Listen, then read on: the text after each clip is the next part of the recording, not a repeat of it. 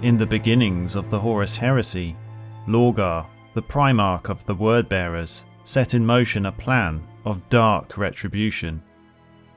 His most trusted lieutenants, First Chaplain Erebus and the Dark Apostle Cor Phaeron, were commanded to strike at the heart of the Ultramarines, the realm of Ultramar. This was no mere act of war, but a calculated vengeance for the humiliation the Wordbearers had suffered, forced to kneel in disgrace before the Emperor and Rabute Guilliman, the Primarch of the Ultramarines Legion, on the world of Kerr during the Great Crusade. The Wordbearers exacted their revenge with devastating precision, achieving a monumental victory at the Battle of Calth.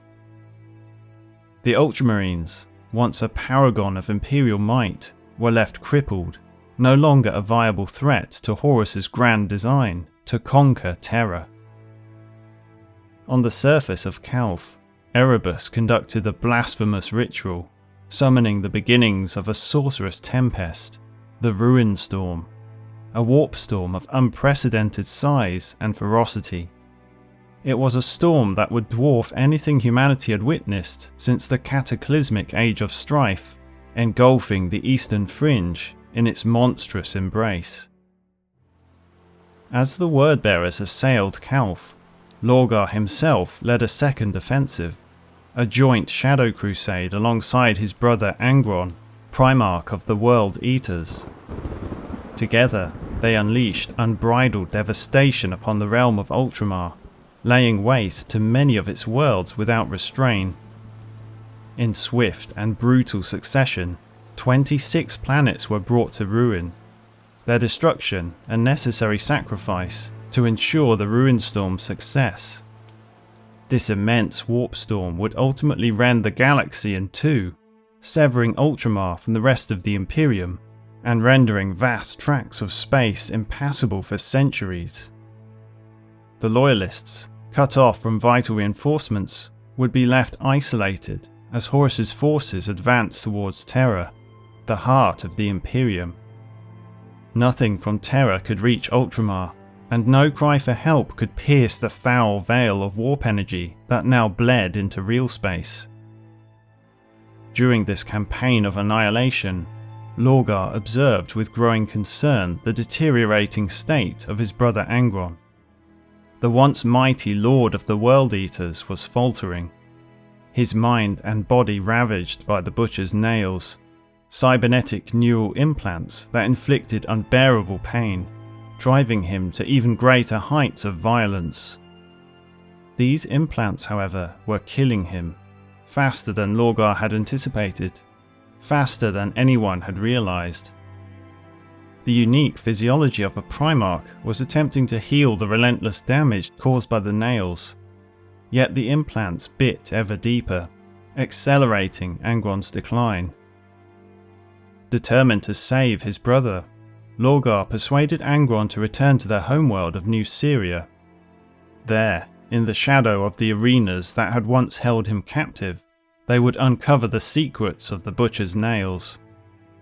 The overlords who had first hammered the cursed device into Angron's skull would possess knowledge far beyond that of the Traitor Legion's savants, or even the Dark Mechanicum. Lorgar intended to extract this knowledge, and then exact a final, fiery retribution upon Nuceria, reducing it to nothing but a crumbling husk. In fact, Lorgar was yet to reveal his true intentions that went beyond mere survival. He was determined to drag Angron into the immortality he deserved, a gift from the Dark Gods, whether Angron desired it or not. Whether his brother fought him, hated him, or trusted him mattered little to Lorgar. What mattered was that Angron, broken as he was, would ascend to a higher plane, one way or another. As the fires of the Horus Heresy raged on, Guilliman's retribution fleet, relentless in its pursuit of the traitorous Wordbearers, finally cornered its prey upon the forsaken world of Nuceria.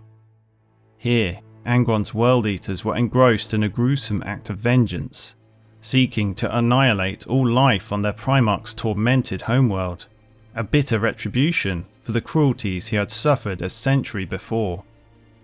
At the system's edge, the warship Courage Above All, temporarily serving as Guilliman's flagship, emerged from the warp, leading an armada of 41 Imperial vessels. Though formidable in appearance, the fleet bore the scars of the previous battle on Calth, a patchwork of ships cobbled together from disparate forces. With limited resources at his disposal, Guilliman had done all he could to muster this formidable force. This was not a pristine, dedicated war fleet, but a determined strike force, a desperate spearhead aimed at the heart of the enemy. The Ultramarines' cruisers and battleships moved to engage the traitor fleet, unleashing salvos of fierce broadsides that lit up the void. The larger Imperial vessels presented themselves as targets too menacing to be ignored, while smaller ships executed precise lance strikes from a safer distance. In a calculated move, the Armada split its firepower, focusing its wrath on Lorgar's flagship, Fidelitas Lex, while simultaneously launching a daring boarding action against the World Eaters' flagship, the Conqueror. This was not merely a battle of voidcraft, it was a personal vendetta, a reckoning long in the making. The Ultramarines had pursued the traitors across the stars, from the desolate wastes of Calth to the Maelstrom's edge, and now the blood-soaked soil of Nuceria. Several warships broke formation, diving towards the planet, deploying drop pods, landing craft and gunships in an unbroken push to make planetfall. The fleet's assault swept over the traitor vessels like a swarm of vengeful insects. After prolonged exchanges of broadsides, the once mighty Fidelitas Lex was now a smouldering ruin, hammered into submission by Guilliman's armada. Its near impenetrable armour was shattered and scorched, its void shields long since dissipated. The grand cathedrals and fortified spires that once adorned its hull were obliterated, reduced to rubble by the continuous assault of the Ultramarines. The Conqueror met the Ultramarines' fury with firm resistance, inflicting heavy damage and converting numerous Imperial ships into blazing wreckage. But despite the carnage, the World Eaters' flagship could do nothing to save its sister ship. Isolated and under coordinated attack, both Traitor Legion flagships fought alone, their cries for aid swallowed by the cold darkness. As the Fidelitas Lex neared its end, salvation pods streamed from its sides, carrying the ship's human crew and Mechanicum personnel, fleeing as the vessel's death throes began. Even in these final moments, the flagship fought on, rolling and turning, its hull ablaze, lashing out at the Ultramarines' cruisers that drifted past, each as scarred and battered as the great warship they were slaying. As the Armsman, an Ultramarines battle barge, intercepted the Conqueror, it unleashed a storm of assault carriers and boarding torpedoes.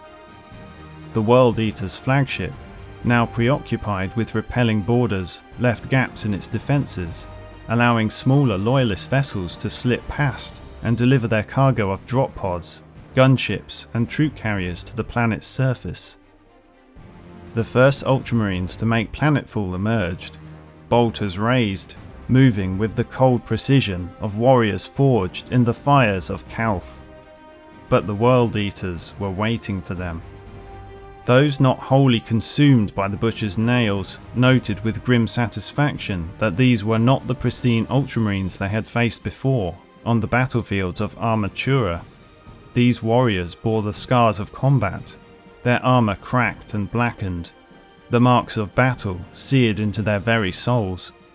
They were veterans of Calth, burning with fury, and they had come for vengeance. Leveraging their tactical prowess, the Ultramarines methodically established footholds in defensible positions, carving out pockets of control amidst the chaos to secure landing zones for their reinforcements.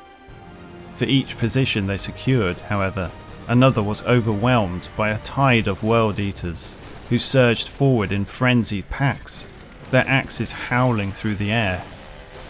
The World Eaters, notorious for their savage ferocity, crashed against the Ultramarines like a force of nature. Their unrestrained brutality was a terrifying display of why so many Imperial forces had long feared fighting alongside them. Bound to bloodlust by the butcher's nails embedded within their minds, the World Eaters were enslaved to the overwhelming lust for violence, leaving nothing but carnage in their wake. Alongside them, the Word-Bearers advanced with a different, but no less sinister resolve, replacing ferocity with a deep, burning hatred. They met their loyalist cousins on the battlefield. The Ultramarines, hardened by the memories of Cal's devastation, returned this hostility with courageous zeal, seeking vengeance against those who had fallen. The Word-Bearers, draped in the symbols of their dark faith, marched to the rhythm of black hymns and droning sermons from the Book of Lorgar, their ranks shadowed by corpse-laden icons, grim totems of desecrated metal and bleached bone. Amidst the fury of battle, the burning hulk of the Fidelitas Lex descended through the clouds, a colossal wreck of war, its plasma engines dragging its stern first towards the surface. It collided with the distant ocean, far from shore, sending shockwaves through the waters. As the final battle raged against Nuceria's last bastion of resistance, the demigod in gold and blue, Rebute Guilliman, finally came face to face with the object of his relentless pursuit, his brother Lorgar. The duel that followed was a display of godlike prowess, movements too swift and powerful for the mortal eyes of the Space Marines battling nearby. None could have foreseen the day when the heroes of the Imperium would face each other on the field of battle, nor could they have anticipated the depths of hatred between these two legendary Primarchs. The initial clash sent shockwaves through the very ground beneath them. Guilliman, driven by righteous fury for the atrocities committed by Lorgar's legion across the worlds of Ultramar, launched a crushing blow with his power fist, slamming into Lorgar's armour with bone-shattering force.